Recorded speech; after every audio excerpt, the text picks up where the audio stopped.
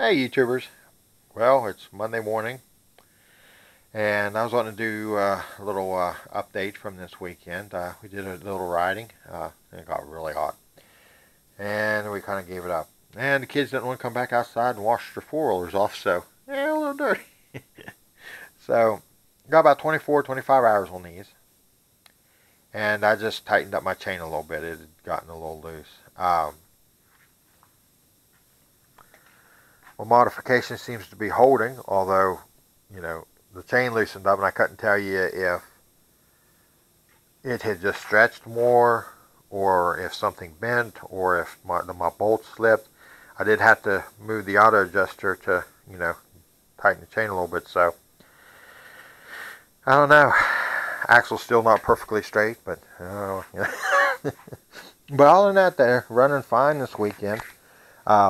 Allie's using her back brakes a lot because I guess you can't pull on the front ones, and the drum brakes are, you know, they take a little, you know, hand power to, you know, use them. So she ain't been using it. They'll probably never wear out on for her, but her back ones are getting down there. I'm going to have to probably order a couple sets for the back of them.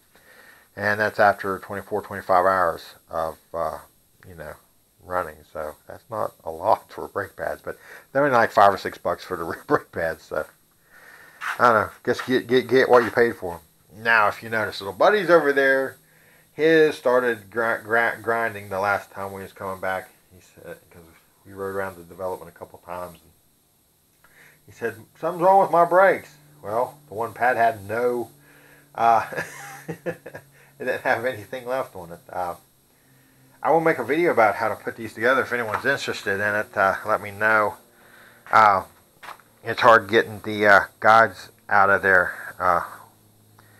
You actually got to push them in so you can get your brake pads off. It took me a while to figure that out because I never seen anywhere in any of the manuals we looked and seen to see how it comes apart, but it's pretty simple.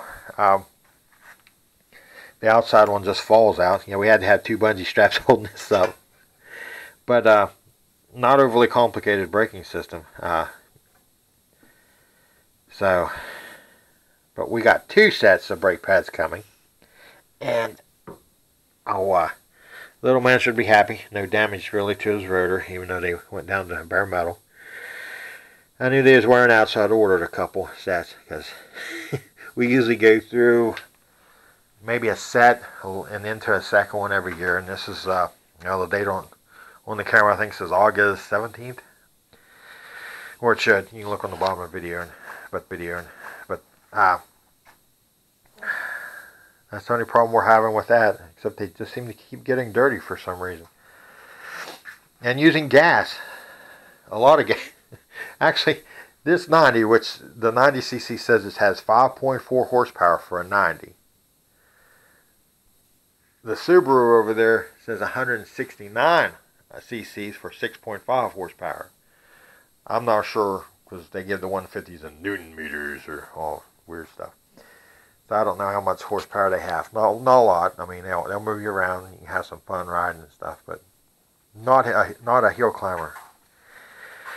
So, other than that, we haven't had any more problems with it. They've held up. A little chain tightening on mine, and they're ready to go back in the woods other than his brakes. Of course, I couldn't tell you how many hours this, I mean, seriously, there was times when they just rode it like after, you know, for hours, and I'm like, no, that's it. I couldn't hit the stop button if I had to, so we got to take a break and go inside. Yeah, when they run the battery dead, because he's only charged to, I think, like 11 volts, so it slowly drains the battery, and then you can trickle charge them, and you know, a few hours you're good to run it for another day or so. But the big ones, they've been going pretty good. I want to keep giving you updates every 10 hours or so, so maybe when we hit 35 hours, unless something else breaks, we'll see what happens, see how they're doing at 35. But so far, so good, other than my rear end on mine. And, you know, that's just a combination of fat man meets bad design and poor fabrication. You shouldn't